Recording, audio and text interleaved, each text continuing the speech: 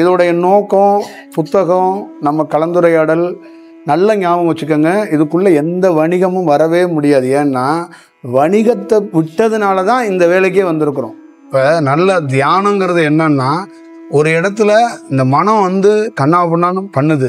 இந்த மனித வாழ்க்கையில் துன்பம், துயரம் எல்லாத்துலேயும் ஒரே ஸ்டாண்டர்டாக ஒரே மாதிரி கல்யாணம் பண்ணுறோம், 2 குழந்தை பெற்றுக்கிறோம், 3 குழந்தை பெற்றுக்கிறோம், அப்புறம் அந்த குழந்தைய படிக்க வைக்கிறோம், அப்புறம் அந்த குழந்தைய ஆளாக்குறோம், அப்புறம் அதுக்கு கல்யாணம், அப்புறம் அதுங்க பேரங்குத்தியை வளர்க்குறோம். ஒரு இடத்துல நாம் டயர்டாகி இறந்து போயிடும். இந்த மாதிரி வாழ்க்கைக்குள்ளேருந்து இது என்ன அந்த சுழற்சி, இந்த வாழ்க்கை என்ன, இது என்ன இவ்வளோ பெரிய விஷயம், இதுக்கு இடையில எவ்வளோ அழுவைகள், எவ்வளோ விசேஷங்கள் வருது, எவ்வளோ துன்பங்கள் வருது, இவ்வளோ மாட்டிக்கிறோம். அப்போ இந்த சூழல்கள்லாம் விடுபடுறதுக்காக ஒரு வாய்ப்பை தான் ஒருத்தன் தியானத்தை தேடுறான். அப்போ அந்த தியானத்தை தேடுற அந்த சூழல்லையும் அவன் அங்கே வந்து வேற ஒரு வாய்ப்பை உருவாக்கணும்னு வச்சுங்களேன், பொருள் தேடியோ பொன் தேடியோ அதை கொஞ்சம் வேற மாதிரி மாற்றினா அவன் வந்ததுக்கான வாய்ப்பே இல்லாமல் போயிடும். அவன் எந்த நோக்கத்துக்காக உள்ளே வர்றானோ அந்த நோக்கமே வேற மாதிரி ஆயிடுச்சுன்னா அப்புறம் அங்கே ஒன்றும் இல்லாமல் போயிடும். அப்போ இதோடைய மெயின் செயல் என்னன்னா, இப்போ நம்ம சும்மா இருந்தாலும் இந்த பிரபஞ்ச பேராற்றல் என்ன பண்ணுதுன்னா, இந்த மாதிரி ஒரு கலந்துரையாடலுக்கான ஒரு ஏற்பாடை அது வைக்குது. 1% கூட இந்த வீடுகளில், இந்த ஊரில் இந்த கலந்துரையாடலுக்கான வாய்ப்பே இல்லை. அது இயல்பாக சாதாரணமாக நீங்கள் வந்து நாளைக்கு வரலாமான்னு மட்டும்தான் கேட்டாங்க, நாளைக்குன்னு கூட கேட்கல. அப்போ நம்ம பார்க்கும்போது அந்த இடத்துக்குள்ளே வர்றதுக்கான ஒரு சூழல் இருந்துச்சு. அப்போ நம்ம என்ன சொல்கிறோம், அதை யோசிக்காமல் அந்த சூழல் சரியாக இருக்கும்போது வா அப்படிங்கிறது தான் அது. இப்போ மற்ற செயல் எல்லாம் வெள்ளிக்கிழமை, சனிக்கிழமை, ஞாயிற்றுக்கிழமை இந்த மாதிரி லீவை பார்ப்போம். இப்போ இதெல்லாம் ஏன் பார்க்கலன்னா, அந்த சூழல் மட்டும்தான். யார் வரணும்னு இருக்கோ அவங்க வருவாங்க, யாருக்கு போய் சேரணும்னு இருக்கோ அந்த போய் சேருவோம். அப்போ அந்த சூழலை அது போக்கிலே தான் நம்ம அதை பண்ணுறோம். அதை நம்ம எந்த கிரியேட்டும் பண்ணல, எந்த விஷயமும் அதுக்குள்ளே தனி செக்ஷனாக இதை மாதிரி கவர்றதுக்கு மாதிரி மக்களை பிரத்யேகமாக நம்ம எதுவும் வடிவமைக்கல. அது ரொம்ப முக்கியம். அப்போ பிரத்யேக வடிவம் ஆன்மீகத்துக்கோ இல்லை மகான்களுக்கோ இல்லை இந்த மாதிரி ஞானிகளுக்கோ தேவைப்படாது. அந்த மாதிரி ஒரு சூழல் கண்டிப்பாக கிடையாது. அப்போ உணர வைக்க வேண்டிய பொறுப்புகள் இருக்குது. அப்போ ஒரு ஞானி கொடுக்க வேண்டிய பொருளை எப்படி பயன்படுத்தணும், அப்போ ஒரு ஞானியை எப்படி பயன்படுத்தணும் அப்படிங்கிறது ரொம்ப ரொம்ப ரொம்ப முக்கியமான ஒரு விஷயமா இருக்கு. அப்போ அந்த ஞானியை பயன்படுத்த வேண்டிய பொறுப்புகள் இருக்கு. ராமலிங்க சுவாமிகளை நம்ம பார்த்த மாதிரி எல்லாரும் பார்த்தா எங்களுக்கு பேசுகிற வேலை இல்லை. அப்போ எங்களுக்கு என்ன ஆகும், நாங்கள் மௌனத்தை மட்டும் இருக்கலாம். உங்கள் வீட்டுக்கு வந்தால் ஒரு பிளாக் டீயை குடிச்சிட்டு உங்களோட உட்காந்துட்டு அப்படி போயிடலாம். ராமலிங்க சுவாமிகளை நீங்கள் பார்க்காதனால நாங்கள் பேச வேண்டியதாக இருக்கு. அப்போ அவர் பேசல இருக்க வேண்டிய ஒரு ஆற்றல் சக்தி, அந்த சக்தி பூமிக்கு கீழே இருக்கு. இப்போ ஒரு மனிதன் இவ்வளோ ஒவ்வொரு மனிதனுக்கும் ஒரு ஹைட் இருக்கு. என்ன ஹைட்டு அப்படின்னு கேட்டிங்கன்னா, அவனுடைய அறிவு, அவனுடைய செயல்னு ஒன்று சொல்கிறான்ல, எழுத்தோ படிப்போ சிந்தனையோ இதெல்லாம் அவனுக்கானது ஃபேஸ்லேருந்து தான் வரும். அவனுடைய ஸ்டோரேஜிலேருந்து சில விஷயங்கள் வரும். இப்போ 2 வடிவத்துக்குள்ள ஒரு மனிதன் செயல்படுவான்.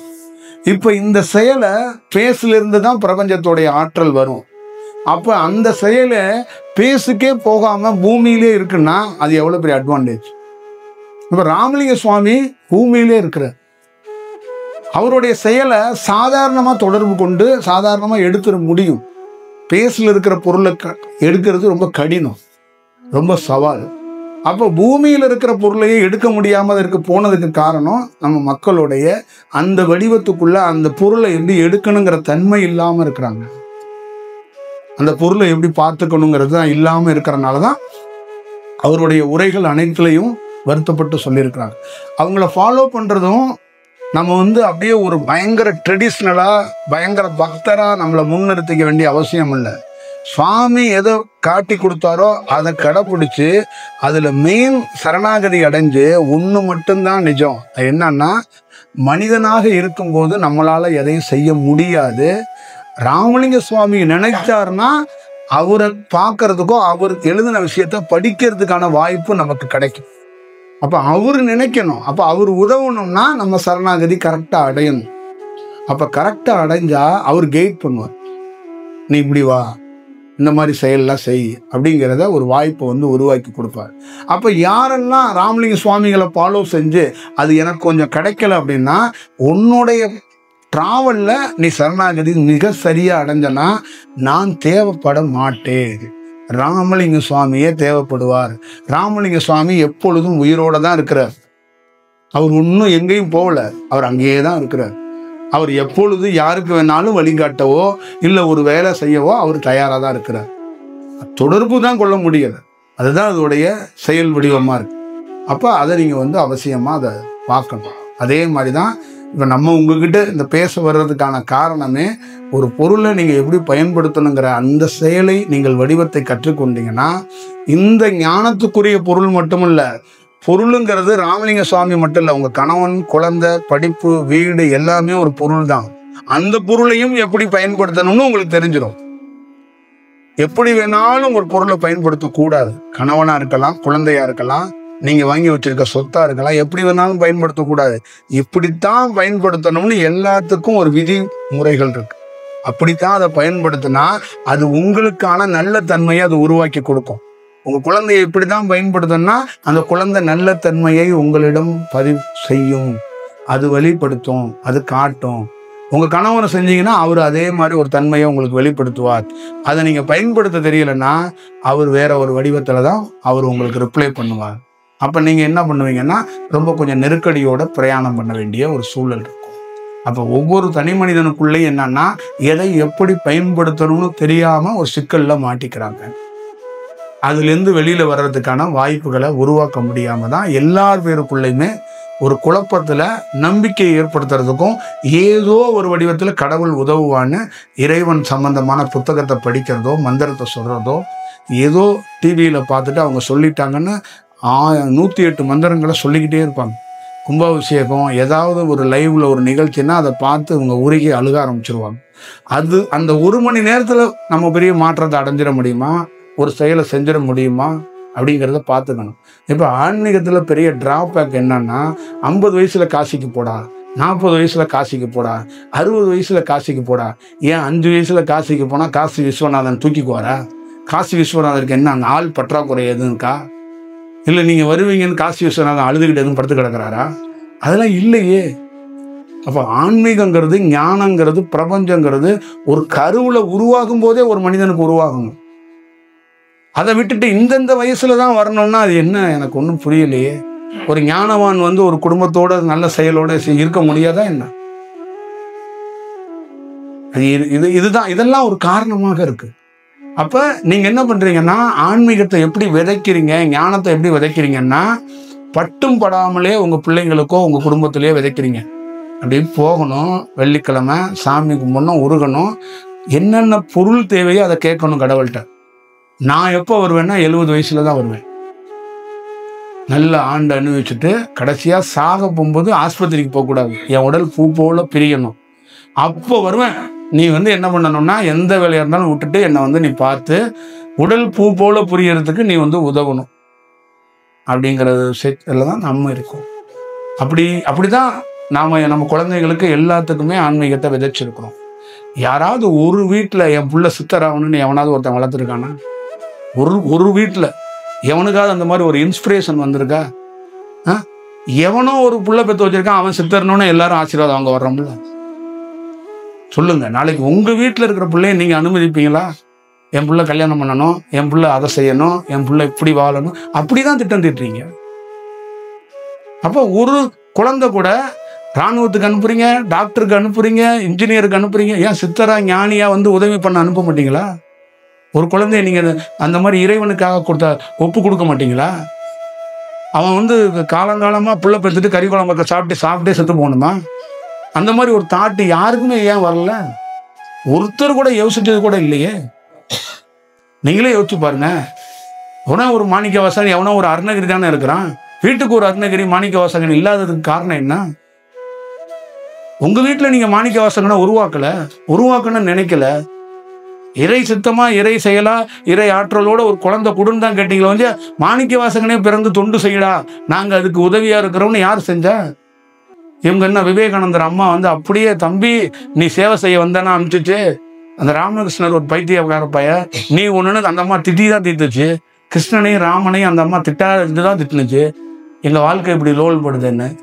அதெல்லாம் ஆக்சிடென்டா தான் நடந்துச்சு. பிரியப்பட்டு அப்படியே ஆனந்தத்தோட அந்த அம்மா அள்ளி ராமகிருஷ்ணர்கிட்ட, விவேகானந்தா நீ போயிட்டு வா, நீ போய் இந்த உலகத்துக்கு சேவை செய்யலாம் கொடுக்கல. புரியுதுங்களா? இதுதான் விஷயம். அப்ப என்ன அந்த புரிதல்னா, யாரிடமே அந்த புரிதல் இல்லை. ஒரு குழந்தைய ஒரு ஞானத்துக்காக உருவாக்கணும், ஒரு ஞானத்துக்காக கொடுக்கணுங்கிற அந்த புரிதல் இல்லை. அந்த குழந்தை நல்ல ஞானத்துக்காக இருந்தா உங்களுக்கே தெரியாம உங்களிடம் இருந்து இறைவனே தடுத்து ஆட்கொண்டு புடுங்கிக்கிறாரு. இல்லைன்னா நீங்க கொடுக்க மாட்டீங்க. புரியுதுங்களா? கடைசி வரைக்கும் நீங்க கொடுக்க மாட்டீங்க. ஏன்னா அவனுக்கு ஒரு ஒரு ஒரு வடிவத்தில் வச்சிருக்கிறீங்க. இப்ப நிறைய பேருடைய வாழ்க்கையில காசிங்கிறது என்னங்க? நீங்களே சொல்லுங்க. காசி நகரம் எதுக்காக உருவாக்கப்பட்டது? காசி நகரத்தை ஒரு ஞானி எதுக்காக உருவாக்கணும்? மனிதன்கிறதே சாபண்டா. நீ மனிதன்னாவே சாபந்தான் அது. புரியுதா? அந்த சாபத்தை நீக்கிறதுக்கு ஒரு இடம் அங்க குளிடான்னா நீ அப்படியே ஆன்மீகத்துக்கு போயிடுவ. இப்ப காசியில குளிச்சவெல்லாம் ஆன்மீகத்திலேயே சுத்திட்டு இருக்கணுமே. சொல்லுங்க. நீங்க ஒரு ட்ரெயின்ல 10,000 பேர் போய் இறங்குறான், எல்லா பேருமே ஆன்மீகவாதியாவாயிட்டான்? அது இல்லையே. அப்ப நீங்க அங்கேயே பிரேக் பண்ணி விட்டுறீங்களே ஒரு மனிதனுடைய வாழ்க்கைய. ஒரு குழந்தைய என்ன பண்றீங்க? எப்பா நீ காசு பக்கம்லாம் போயிடாத, உன் பாவம் போனுச்சுன்னா நீ நல்லவன் ஆயிட்டு வருவ. நீ இங்கேயே இருந்து எப்படியெல்லாம் தப்பா நீ செயல்படுத்தணுமோ அது செயல்படுத்து. காசி பக்கம் போகாத, கருமாவெல்லாம் கழிக்காத, பாவத்தை எல்லாம் கழிக்காத, கங்கையில குளிக்காத, 70 வயசுல நீ போ அப்படின்னா அவன் வாழ்க்கையில ரொம்ப துன்பப்பட்டுட்டு துயரப்பட்டு கடைசியா போறான். சின்ன வயசுலயே கூட்டிட்டு போய் ஓடுற நதிகள்ல குளிக்க வச்சு அவனை கூட்டிட்டு வந்தா, அந்த மரம், ஒரு வீட்டுக்கு பக்கத்துல ஒரு மரம் இருக்குன்னா அந்த மரம் நல்லா வளர்ந்தா ஒரு 2 பேர் உட்காரலாம், ஆனந்தமா அந்த பார்க்கலாம். அந்த மாதிரி வீட்டில் இருக்கிற குழந்தை ஆனந்தமா வளரணும்னா ஓடுற நதிகள்லையோ இல்லை கோயில்கள்லையோ ஒரு 10 நிமிஷம் 20 நிமிஷம் உட்காரணும். அது சாமியாரம் ஆக்க வேண்டாம். அது ஒரு ஆனந்தமா வாழணும்ல, அது ஆனந்தமா வளரணும்ல, இந்த வேலையை பண்ணணும்ல.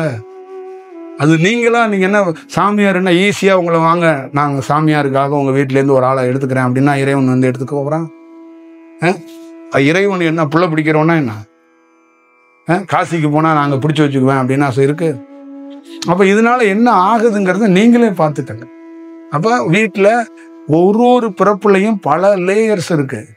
ஒரு வீட்டுல ஒருத்தவங்க தவறி போயிட்டாங்கன்னா அவங்களுக்கு ஆன்ம விடுதலை, அவங்களுக்கு காரியம் செய்யணும்னா ஆம்பளை பையன் தான் செய்யணும், பொம்பளை பையன் செய்யக்கூடாது. என்னப்பா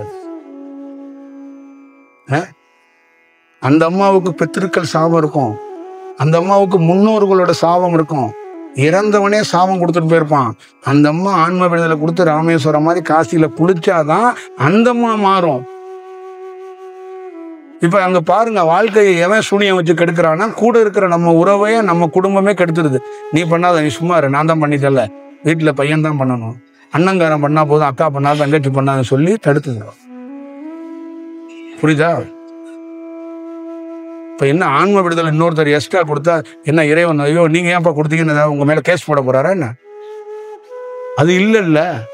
அதோடைய நோக்கம் என்னன்னு தெரிஞ்சுக்கணும்ல. ஒவ்வொருத்தருக்குள்ளயும் ஒரு அலைவரிசையில ஒரு உள்வினை இருக்கும்.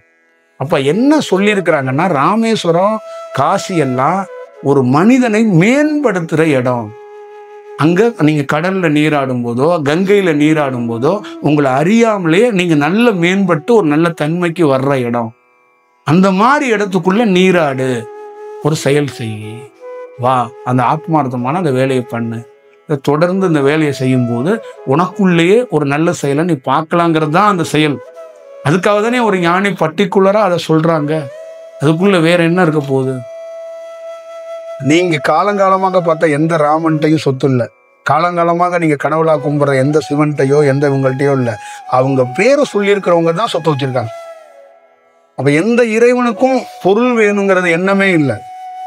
அது ஒரு சக்தியா தான் இருக்கு, அது ஒரு வடிவமா தான் இருக்கு. அதை மக்கள்கிட்ட எப்படியாவது ஒரு வடிவத்துல தெரியப்படுத்துது, என்னை பயன்படுத்திக்க அப்படிங்கிறது தான் இதோடைய செயலா இருக்கு. என்னை எந்த வடிவத்திலையாவது பயன்படுத்துங்கிறது தான் இறையோடைய திட்டமா இருக்க வந்து. அது எந்த வணிகமா நீ கஷ்டப்பட்டுக்கிட்டு இருக்கிற, நீ உங்ககிட்ட இருக்கிற 100 ரூபாயை என் உண்டியல போட்டுட்டு போனா கடவுள் சொல்லிட்டு இருக்காரு? சொல்லுங்க. அது இல்லையே, அது நோக்கமே இல்லையே. நாமளா பிரியப்பட்டு ஒரு 100 ரூபாயை உண்டியல்ல போடுறோம். என்ன கஷ்டமா இருந்தாலும் ஏதோ ஒன்று பண்ணிக்கிட்டு நம்ம தான் பண்றோமே வந்து, அது அவருடைய நோக்கம் இல்லையே, அவரோட திட்டமும் இல்லையே. இதை நீங்க இதெல்லாம் இப்படி இருக்கு. இதெல்லாம் இருக்கிறதுனால தான் அந்த ஆன்மீகமான உண்மையான செயலை நம்மளால உணர முடியும், அதை பார்க்க முடியும். வீட்டில் 10 ஜன்னல் இருக்கு, 10 ஜன்னலுமே தேவைக்காக தான் அந்த வீட்டில் வைக்கப்பட்டிருக்கு. ஜன்னல் அப்படிங்கிறதுக்காக கிடையாது. அது என்னைக்காவது அதுலேருந்து ஒரு நல்ல செயல் காற்று வரணும், வெளிக்காற்று உள்ளே வரணும், உள்காற்று வெளியில் போகணும், அதுக்கு தான் ஜன்னல்.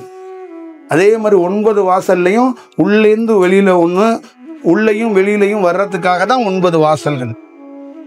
அப்போ பிற வாசல்கள் அடைக்கப்பட்டிருக்கு. அந்த பிற வாசல்கள் அடைக்கப்பட்டதும் திறக்கும் போது இன்னும் மேன்மடைகிறான். அவன் ஒரு நல்ல நல்ல விஷயங்களை அவன் அறிந்துக்கிறான், செயல்படுறான். அதனாலதான் ஞானியம் சொல்றான், நாங்கள் எந்த பல்கலைக்கழகத்துக்கும் போகலை, இந்த செயலை நாங்கள் உட்கார்ந்த இடத்துல இருந்து அறிந்து கொண்டதை தான் நாங்கள் ஒரு குறிப்பாக நாங்கள் ஒரு தட்ட சொல்கிறோம். அவர் எழுதுறாரு. அதை மக்கள் எதுக்கு இதை எழுதுறாருன்னா, எங்கள் பெருமை பாடுறதுக்கு, இறைவன் பெருமை பாடுறதுக்கு இல்லை, நாளைக்கு உங்களுக்கு எங்கேயாவது இடத்துல பயன்பெறும். இதை படிக்கும்போது எங்கேயாவது இடத்துல நீங்கள் மேம்பட்டு நீங்கள் மனிதனாக இருக்கும்போது துன்பப்படாமல் அதை கடக்கிறதுக்கு எளிதாக இது ஒரு ரூட்டாக இருக்கும், இது ஒரு மேப் நீ வச்சுக்க அப்படின்னு தான் கொடுத்துட்டாரு. ஆனால் அந்த மேப்பை நம்ம எப்படி பயன்படுத்துகிறோங்கிறது உங்கள் எல்லாருக்கும் தெரியும். அதை நீங்கள் பார்த்துக்கு. நாங்கள் ஒன்றும் புதுசாக இறைவனை புதுசாக இறைவனை நான் போய் காட்ட போகிறது கிடையாது, இறைவனை சொல்ல போகிறதும் கிடையாது.